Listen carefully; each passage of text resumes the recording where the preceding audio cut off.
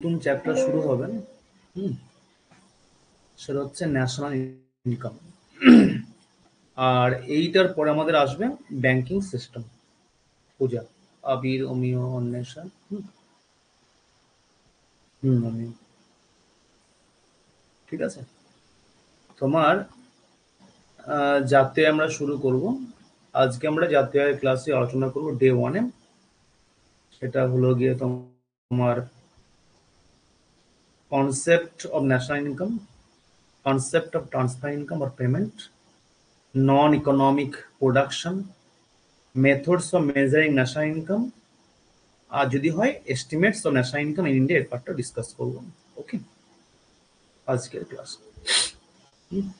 শুরু করে দিই আমরা। দেখো, আমরা আগের চ্যাপ্টার করার সময় আমরা কয়েকটা জায়গা আলোচনা করেছিলাম। এই ইকোনমিক সেক্টর সম্বন্ধে বলেছিলাম, এবং এই যে তোমার ইকোনমিক আর নন ইকোনমিক প্রোডাকশন, এই পার্টটা নিয়ে আমরা আগের ক্লাসে বলেছি। ঠিক আছে, ইকোনমিক প্রোডাকশন বা non economic production, economic activity বা নন ইকোনমিক অ্যাক্টিভিটি এগুলো বলেছিলাম। থ্রি সেক্টর থিওরি বলেছিলাম। এর সঙ্গে বলেছিলাম প্রাইমারি সেক্টর, সেকেন্ডারি সেক্টর, তোমার টার্সিয়ারি সেক্টর, এগুলো সম্বন্ধে আমরা আগের ক্লাসে বলেছি।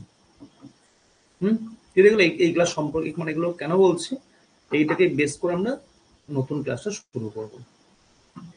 কোয়াটারনারি সেক্টর, কুইনারি সেক্টর বলেছি, এবার আসছি জাতীয় আয়ের পার্টতে আসছি। দেখো,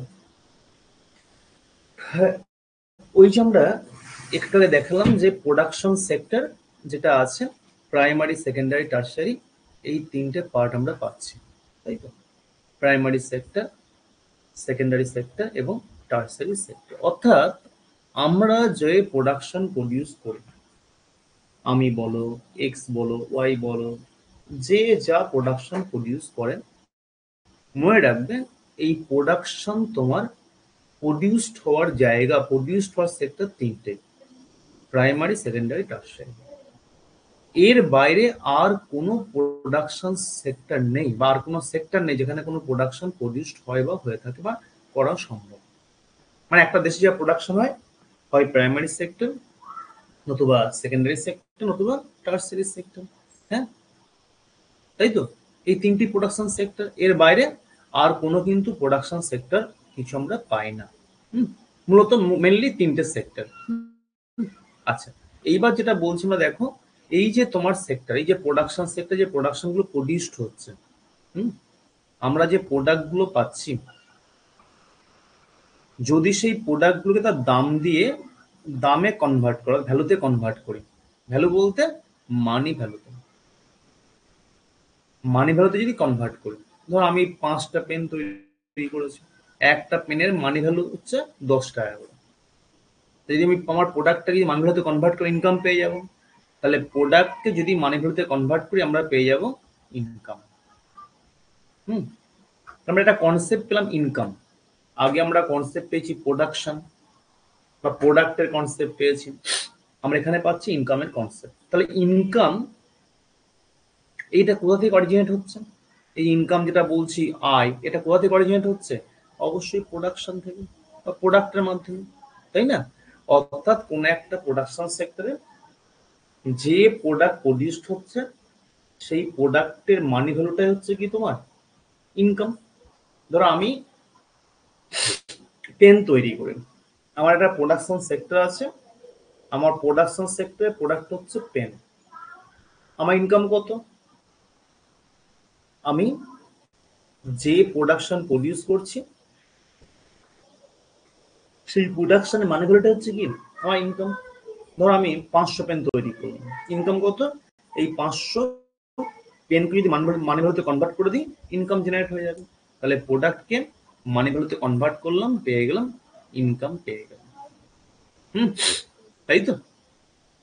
আচ্ছা, এইবার দেখো, একটা দেশে একটা নির্দিষ্ট সময়, ধর সময়কালটা ধরলাম 1 বছর, তাহলে একটা দেশে একটা বছরে যত প্রোডাক্ট প্রডিউসড হচ্ছে, কোথায় হচ্ছে? হয় প্রাইমারি সেক্টর, অথবা সেকেন্ডারি সেক্টর অথবা টার্সিয়ারি সেক্টর, যত প্রোডাকশন প্রডিউসড হচ্ছে তুমি সমস্ত প্রোডাক্ট ক্যালকুলেট করবে।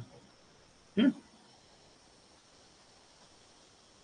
সব প্রোডাক্ট ক্যালকুলেট করলে এবং করলে কি সমস্ত প্রোডাক্টকে মানি ভ্যালুতে কনভার্ট করলে, যত প্রোডাকশন প্রডিউসড হলো ক্যালকুলেট করলে এবং সমস্ত প্রোডাক্টকে কি করলে তুমি মানি ভ্যালুতে কনভার্ট করলে, অর্থাৎ অর্থমূল্যে কনভার্ট করলে।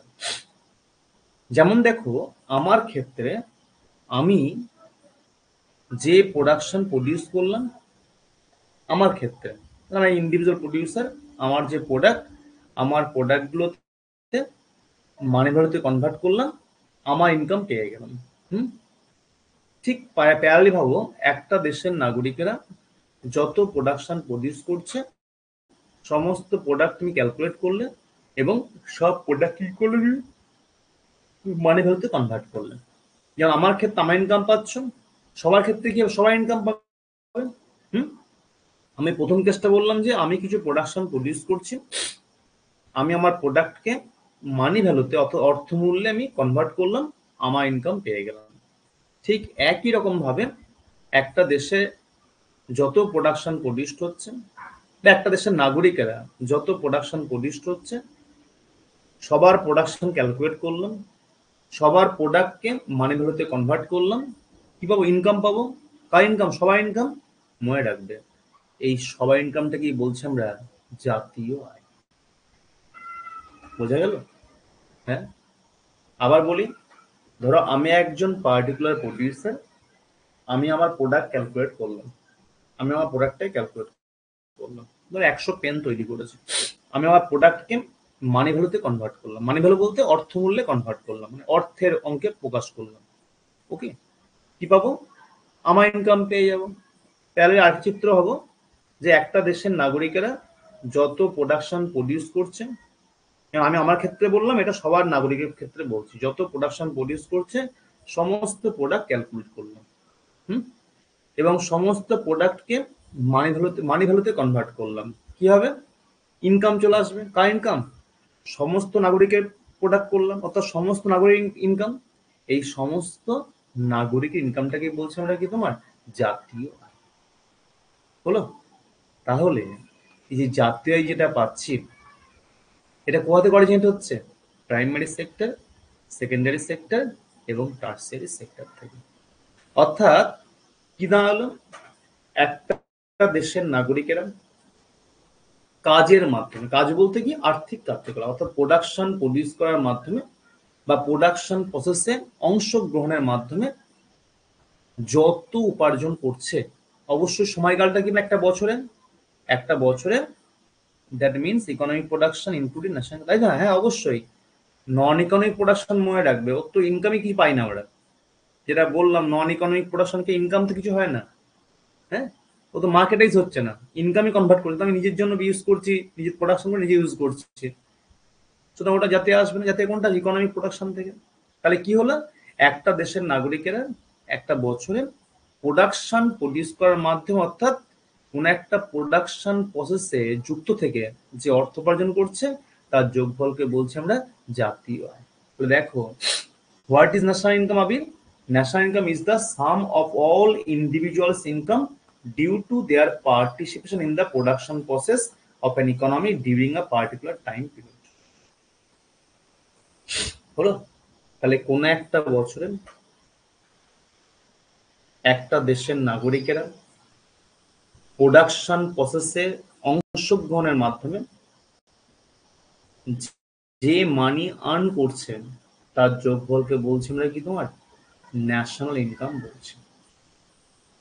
তাহলে জাতীয় আয় কনসেপ্টের ক্ষেত্রে তুমি কি বলবে যে একটা দেশের নাগরিকেরা যত উপার্জন করে তার যোগফলটা জাতীয় আয়?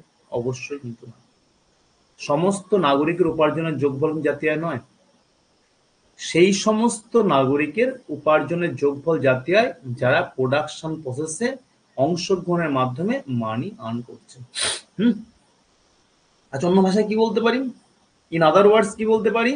In other words, national income is the money value of all final goods and services produced by the citizens of an economy during a particular time period. একটু আগে যেটা বলছিলাম যে একটা দেশের নাগরিকেরা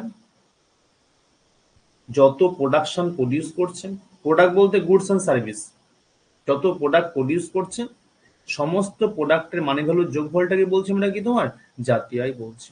in other words, national income is the money value of all goods and services produced by the citizens of an economy during a particular time period. তাহলে আমরা জাতীয় আয়কে আমরা বিভিন্ন ভাবে ডিফাইন করতে পারি। একটা ডেফিনেশন কি বললাম, একটা ডেফিনেশন যেটা সিম্পল ডেফিনেশন কি বলছি, একটা দেশের নাগরিকেরা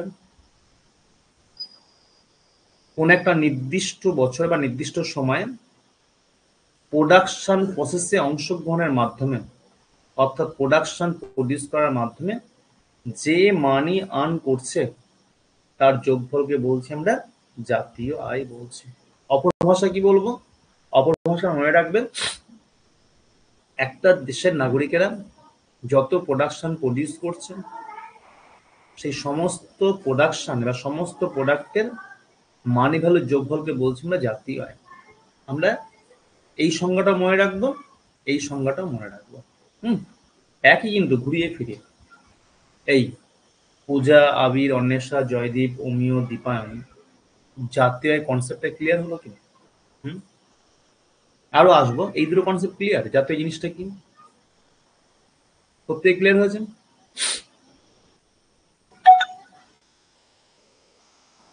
বলো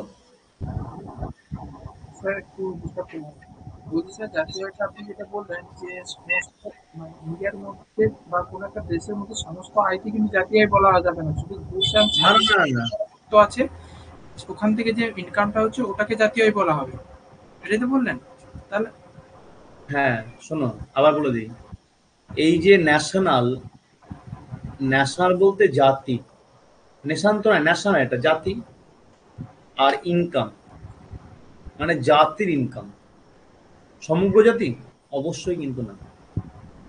একটা দেশে যে ন্যাশনাল বা যে ন্যাশনাল আছে, যে জাতি আছে, সেই জাতির মধ্যে যারা প্রোডাকশন প্রসেসে অংশগ্রহণ করছে এবং মানি আর্ন করছে তাদের ইনকামটাকে বলছি আমরা জাতীয় আয় অংশ, জাতীয় আয় বলছি।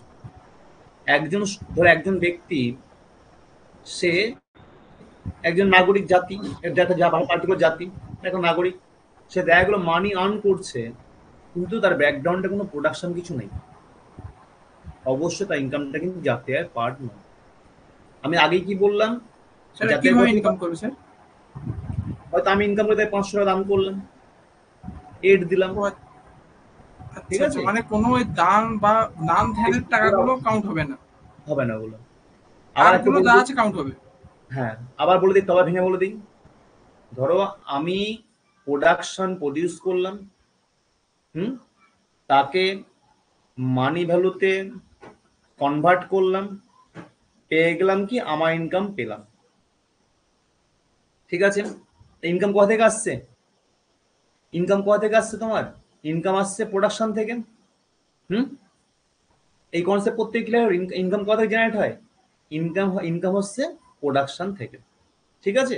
হ্যাঁ, তাহলে একটা ব্যক্তি যে ইনকাম করছে কিন্তু কোনো প্রোডাকশন অংশগ্রহণের মাধ্যমে নয়, প্রোডাকশন ছাড়াই, তা সেটা কি করে আসবে, হয়তো যে ইনকাম করেছে প্রোডাকশনের মাধ্যমে তার কাছ থেকে ট্রান্সফার হয়েছে, অর্থাৎ একটা পাচ্ছি ইনকাম আর একটা পাচ্ছি আমরা ট্রান্সফার ইনকাম, বাংলায় বলছি হস্তান্তর আয়।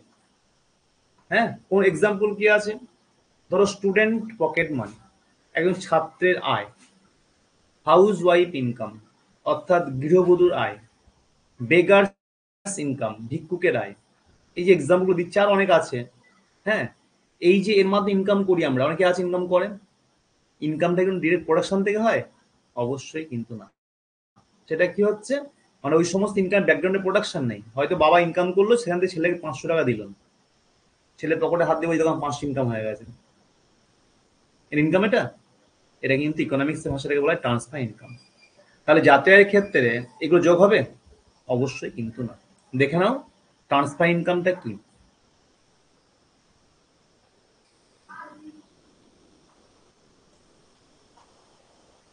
কনসেপ্ট অফ ট্রান্সফার ইনকাম বা ট্রান্সফার পেমেন্ট মনে রাখবে। ট্রান্সফার ইনকাম, অবশ্যই দীপায়ন, কেন বললাম দেখো, এই যে ন্যাশনাল, এর বাংলা হচ্ছে জাতি। জাতি মানে হচ্ছে কি পার্সন, ইন্ডিভিজুয়ালস। আর ইনকাম অর্থাৎ আয়, মানে এটা হচ্ছে জাতীয় আয়, মানে জাতির দ্বারা উপার্জিত আয়।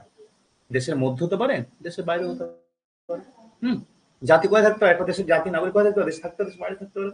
আচ্ছা, ট্রান্সফার ইনকাম মানে মনে রাখবে কি, ধরো বাবা ছেলেকে দিচ্ছে, বা একজন তোমার ধনী লোক একটা গরিব লোককে পয়সা দান করছে, অর্থাৎ এর ক্ষেত্রে এই লোক যে দিচ্ছে এর ক্ষেত্রে পেমেন্ট, যে নিচ্ছে তার ক্ষেত্রে কি ইনকাম, তাই না? ধরো আমি এক্স কে 100 টাকা দিলাম, তো আমার ক্ষেত্রে এটা কি হলো? Transfer payment. এক্স এর ক্ষেত্রে কি হচ্ছে? Transfer income. ব্যাপারটা তো 100 টাকাই, কনসেপ্ট হচ্ছে কি জাস্ট দেওয়া নেওয়ার মধ্যে ডিফারেন্স থেকে আসছে।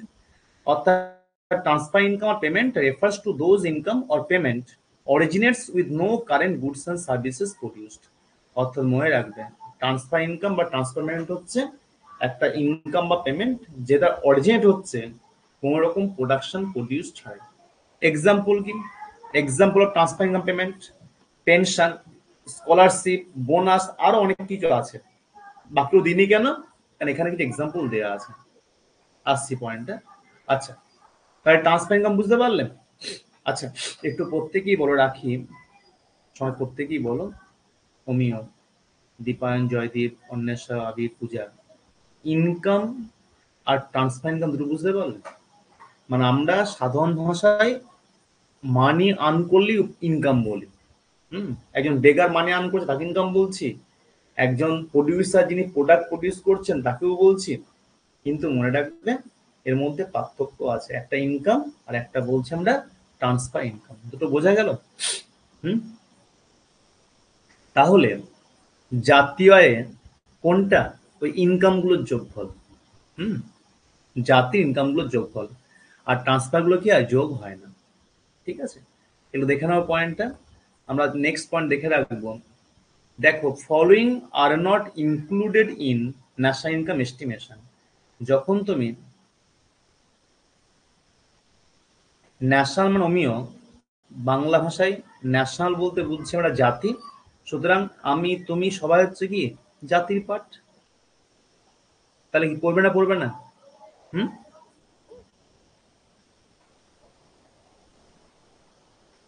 বলো। ন্যাশনাল মানে হচ্ছে জাতি। তাহলে একজন ব্যক্তি এক দেশের নাগরিক কি জাতির, সে জাতি পার্ট নয়? অবশ্যই। হুম। আচ্ছা, কোন কোন ইনকাম গুলো জাতীয় ক্যালকুলেট হয় না? যে এক্সাম্পল পরীক্ষা দেওয়ার মতো মনে রাখবেন। বেগার্স ইনকাম, এই যে লোকটা দেখো বসে মানি আর্ন করছে, দেখা গেল 500 টাকা উপার্জন করলো, তুমি 100, ও 50, ও 10, 5 এরম দিচ্ছে, দেখা দিনের শেষে 500 উপার্জন করে ইনকাম কত বলে 500 হয়েছে। তাহলে এই 500 উপার্জন যে হলে ব্যাকগ্রাউন্ড প্রোডাকশন কিছু আছে? কোনো প্রোডাকশন প্রডিউস করছে? অবশ্যই না। তাহলে কি করে আসছে এটা? যে প্রোডাকশন প্রডিউস করেছে সেখান থেকে ট্রান্সফারে আসছে। হুম। Student pocket money, that is students income, এটা কি হবে? জাতীয় আয়ের পার্ট না। অ্যাকচুয়ালি ইনকাম না, এগুলো হচ্ছে কি, এগুলো সবই হচ্ছে ট্রান্সফার ইনকাম। আচ্ছা, পেনশন, ধরো এই ওল্ড এজ পেনশন দিচ্ছে গভর্নমেন্ট 100 টাকা করে, বিকলাঙ্গ পেনশন দিচ্ছে হ্যাঁ স্যার 1000 টাকা করে, বিকলাঙ্গ পেনশন 1000 টাকা করে দিচ্ছে, বা অন্যান্য যে পেনশন গুলো আছে সেগুলো কি হচ্ছে জাতীয় আয়ের পার্ট? অবশ্যই কিন্তু না। ভেরিয়াস টাইপস অফ অ্যালাউন্সেস, এই যে লক্ষ্মী ভান্ডারে দেখা যায় একটা মহিলাকে 1000 টাকা কিংবা 1500 টাকা দিচ্ছে, ওটা একজন পশ্চিমবঙ্গের মহিলা যিনি, হ্যাঁ সার্ভিস পেনশনের মধ্যে এই যে এর মধ্যে আসবে না। যে কোনো পেন, ধরো একটা লোক 60 বছর পর্যন্ত কাজ করলো, আমিও খুব সিম্পলি ওটা হবো তো, ধরো একজন স্কুল টিচার 70 বছর বয়স, ধরো বাড়িতে বসে আছে, তাকে সরকার পেনশন দিচ্ছে। তাহলে ওই ধরো এই 2024-25 বছরে সে 3 লাখ টাকা পেনশন পেলো মোট, মাসে মাসে ধর যা যা পায় সেটা নিতে হবে। তাহলে এই যে পেনশনটার ব্যাকগ্রাউন্ডে সে কি স্কুলে গিয়ে পড়াচ্ছে এখন? কোনো প্রোডাকশন কিছু আছে? হ্যাঁ, কিছুই নেই। সরকার কি করেছে এক সময়, সেই লোক, সেই ব্যক্তি তোমার হচ্ছে কি করেছে, তোমার যখন তার সময়কাল ছিল সে গভর্নমেন্টকে পরিষেবা দিয়েছে, মানে গভর্নমেন্টকে সাহায্য করেছে। গভর্নমেন্ট কি করছে, তার ফলস্বরূপ বলছে আপনি আমাকে এখন সাহায্য করলেন, আপনার বৃদ্ধ বয়সে আমি আমার দায়ভার গ্রহণ করবো। তার জন্য একটা মোটা প্রতি মাসে মাসে মোটা অঙ্কের টাকা আপনাকে প্রোভাইড করবো, দ্যাট ইজ পেনশন প্রোভাইড করবো। ওটা একটা মানে কন্ট্রিবিউশনের ফল। যখন ট্যাক্স ট্যাক্স আলাদা কনসেপ্ট, এটা আলাদা কনসেপ্ট, এখানে সব ট্যাক্স কোনো লিঙ্ক করো না, ট্যাক্স আলাদা কনসেপ্ট। হুম, ট্যাক্স হচ্ছে সরকারি ইনকাম, ওটা ওটা এখানে একটা জাতীয় আইন। ট্যাক্স মানে হচ্ছে কি, সরকারি ইনকামের সোর্স হচ্ছে ট্যাক্স, বুঝলে? সরকার পরিচালনা করতে হয়, তার জন্য খরচ করতে হয়, আর এই খরচ কালেক্ট করার জন্য গভর্নমেন্ট কি করে ইনকাম করে, একটা সোর্স হচ্ছে ট্যাক্স। ওটা আলাদা কনসেপ্ট, আলাদা কনসেপ্ট। আচ্ছা, পেনশন, হাউস ওয়াইফস ইনকাম, গৃহবধূর আয়, house wife's income. Hmm, various types of allowances, বিভিন্ন ধরনের তোমার হচ্ছে ভাতা, বার্ধক্য ভাতা, বিধবা ভাতা, যেগুলো আছে, এবং অন্যান্য বইগুলো যেগুলো আগের ক্লাস দেখালাম, পেনশন, স্কলারশিপ, বোনাস, এগুলো মনে রাখবেন, কোনোটাই জাতীয় আয়ে ইনক্লুড হয় না। আচ্ছা, এই যে এই স্লাইডটা এবং এই স্লাইডটা বুঝতে পারলে প্রত্যেকে? হুম, এই যে ট্রান্সফার ইনকাম মানে আদার ট্রান্সফার ইনকাম বলতে এই সমস্তগুলো বুঝছি আমরা, এই যে এক্সাম্পল। তাহলে জাতীয় আয় মনে রাখবেন, একটা দেশের কোন একটা বছরে একটা দেশের নাগরিকেরা প্রোডাকশন প্রডিউস করার মাধ্যমে যে, জয়দীপ, গভর্নমেন্ট সার্ভিস হোক, যে সার্ভিস হোক, যেখানে পেনশন কার্যকরী আছে, মনে কোনো পেনশন জাতীয় আয়ের পার্ট নয়। খুব সিম্পলি ব্যাপারটা ভাবো, একজন লোক 60 বছর বয়স অবসর নিয়েছে, কোনো মানে তুমি নর্মালি ভাবো, কোনো ইকোনমিক্স দরকার নেই, একজন ব্যক্তি 60 বছর বয়স হয়ে গেল, তাকে গভর্নমেন্ট বললো অবসর নিন, অবসর